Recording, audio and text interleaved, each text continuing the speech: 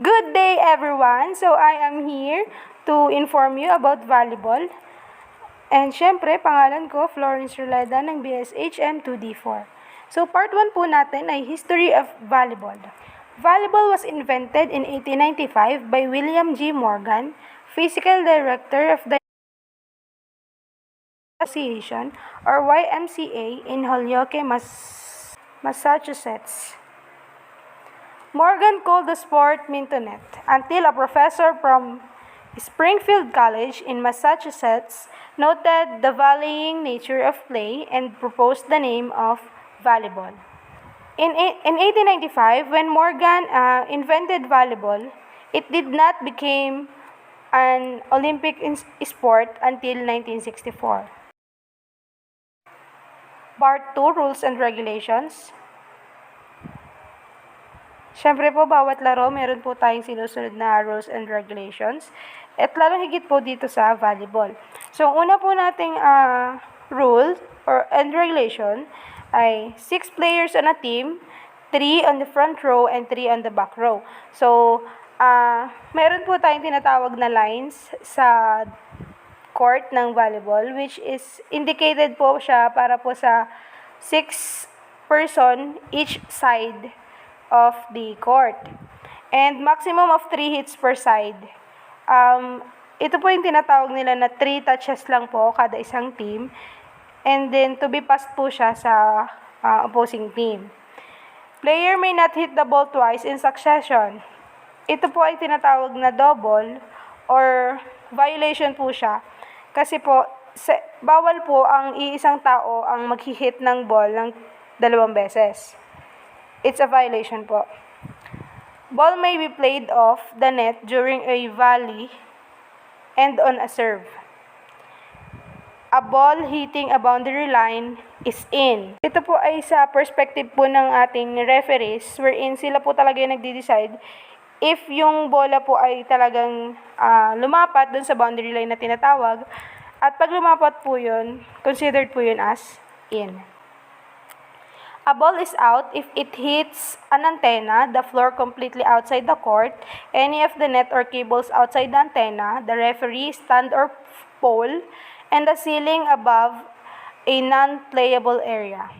So, yun po. Matatawag naman po natin na out yung tira ng isang player if napagalaw niya po yung antena or tinama niya yung antena na tinatawag dun sa gilid sa dalawang gilid ng net. Ganon din po kung yung bola ay hindi pa nakakaabot ng 3 touches pero lumapat na siya sa court. And isa pa rin pong rule na bawal pong matamaan ang referee stand or pole.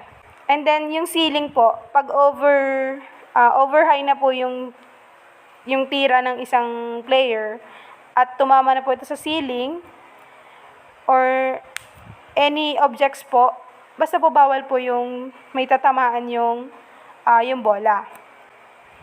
It is legal to contact the ball with any part of a player's body. Ito po yung tinatawag nila na survival. It is illegal to catch, hold, or throw the ball.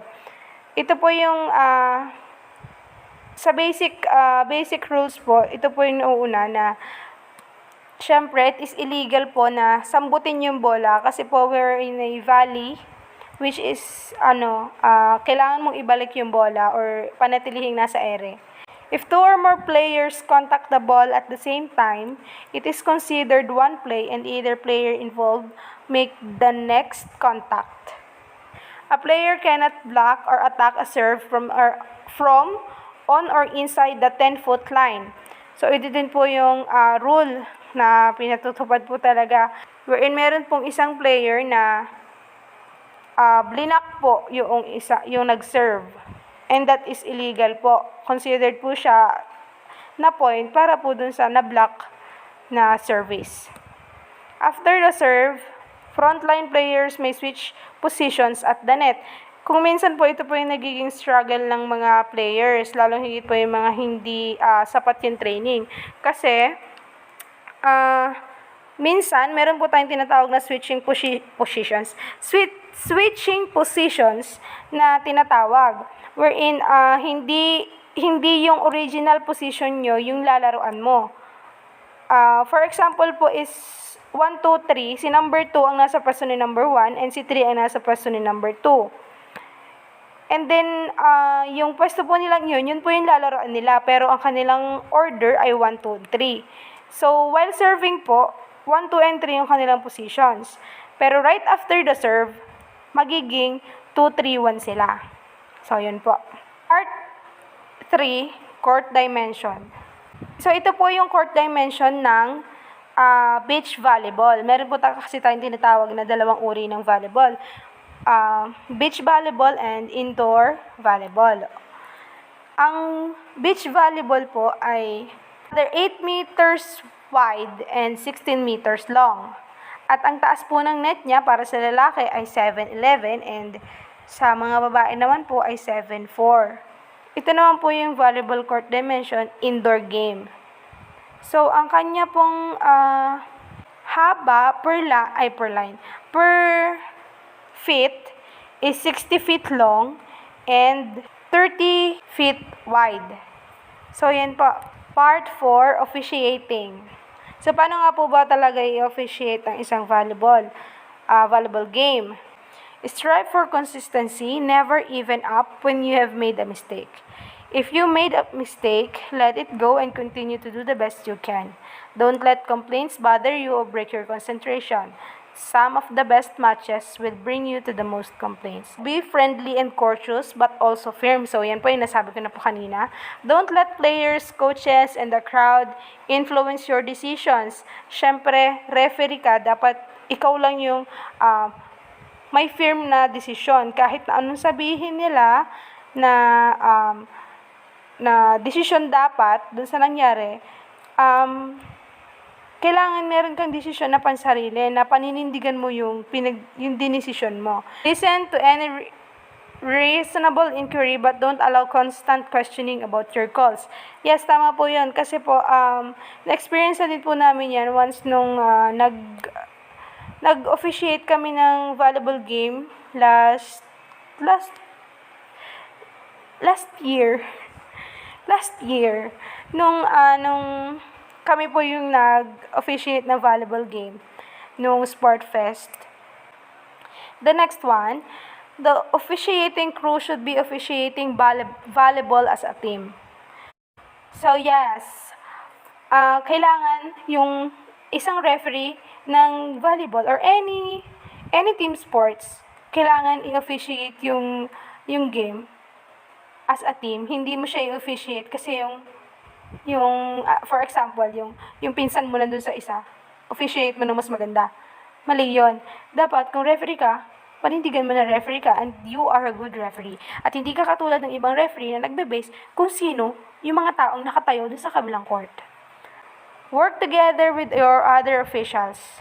Siyempre, kailangan mo ng pakikisama sa ibang referees or other officials.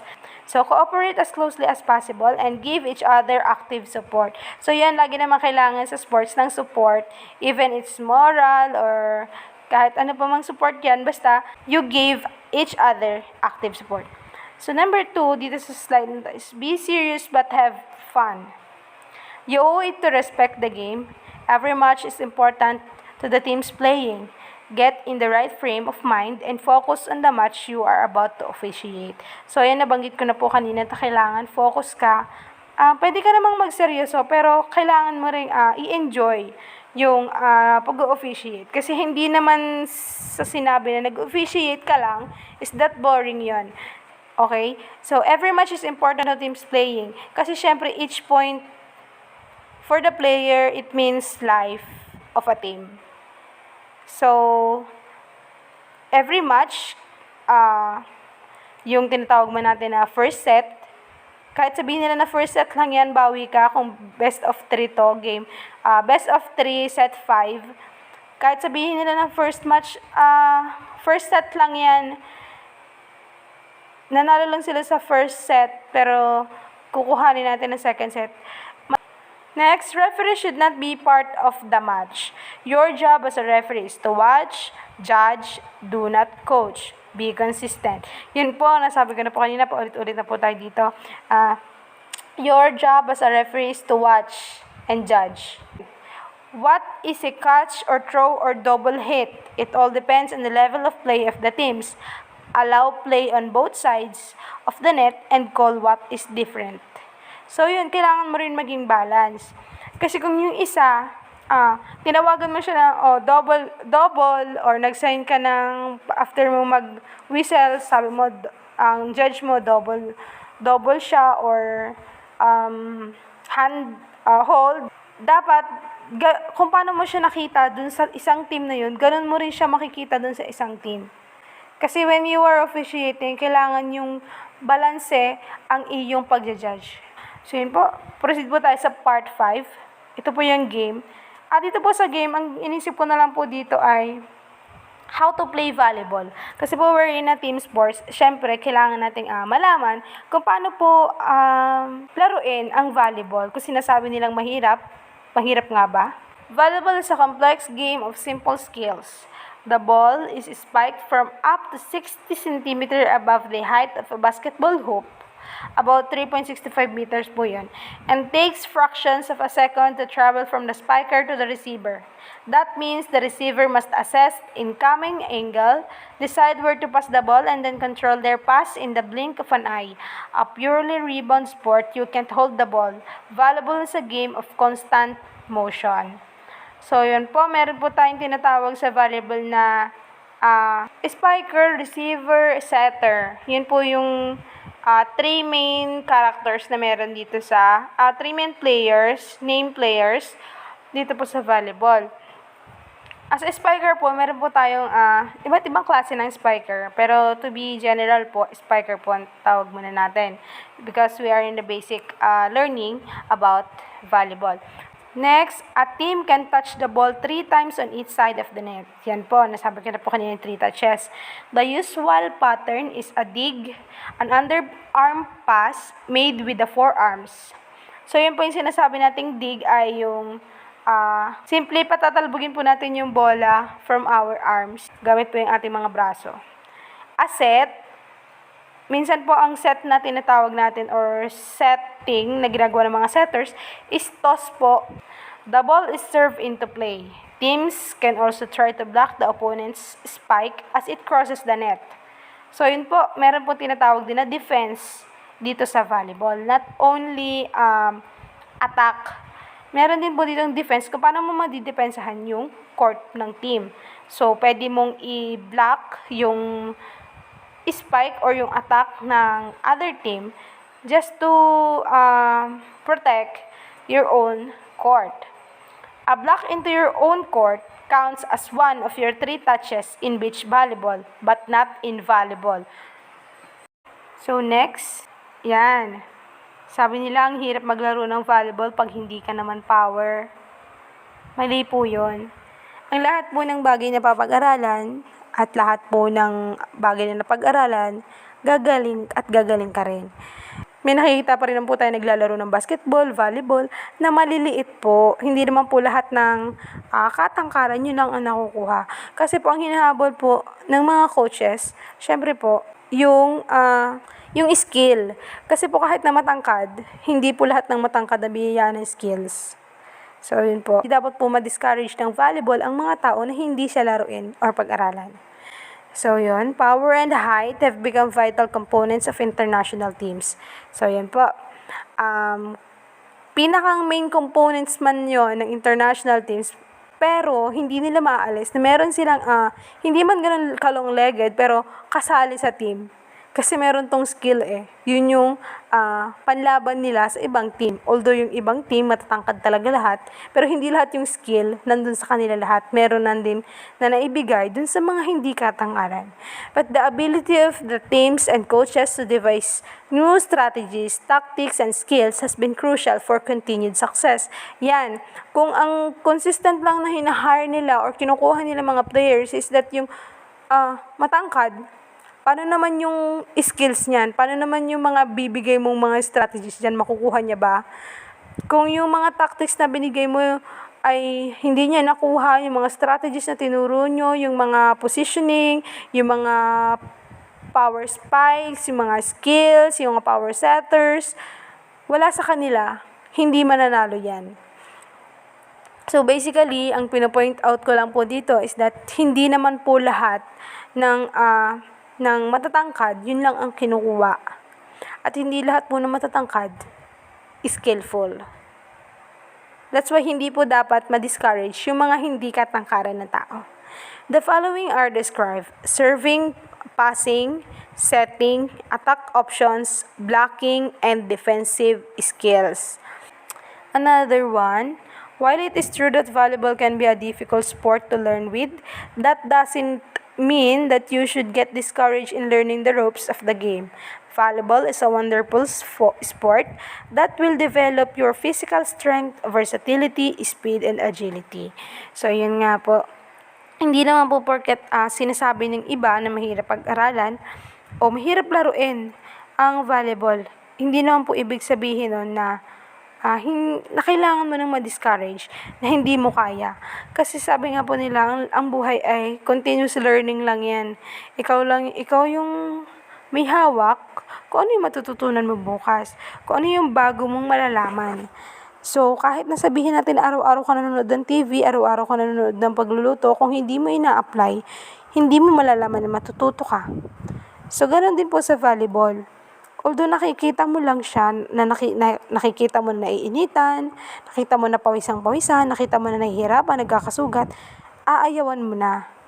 Kasi not all times naman po na lahat ng players na maglalaro sa initan ay na-discourage sapagkat mahal nila yung ginagawa nila. So yun, medyo challenging siya kasi never ko pang nagawa na i-explain yung kung paano ba siya laruin, kung ano ba talaga yung volleyball.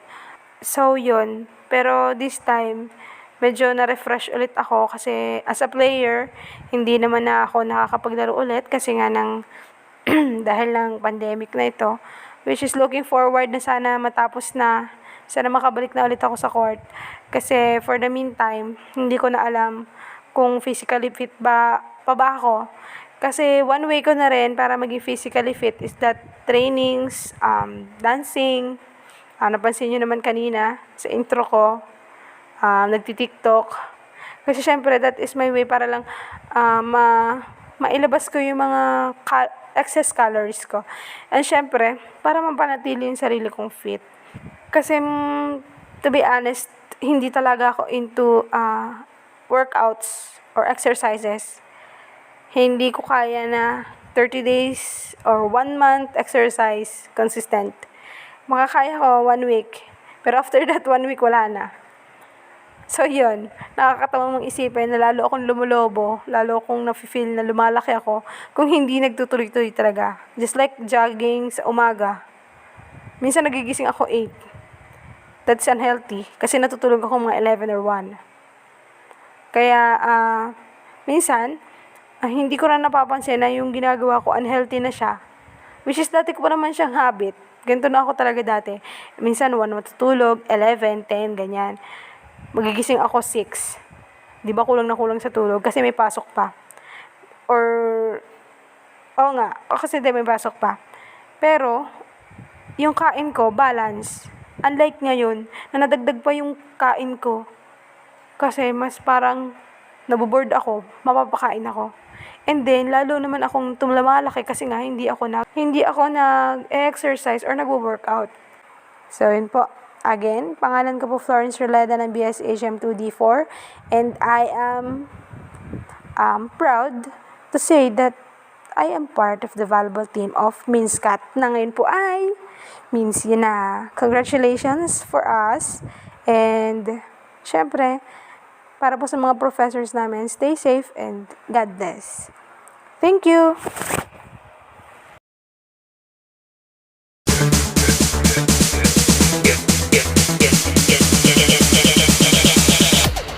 Just because I wrote out to just because I wrote out to just because I wrote out to just because I wrote out to compelled.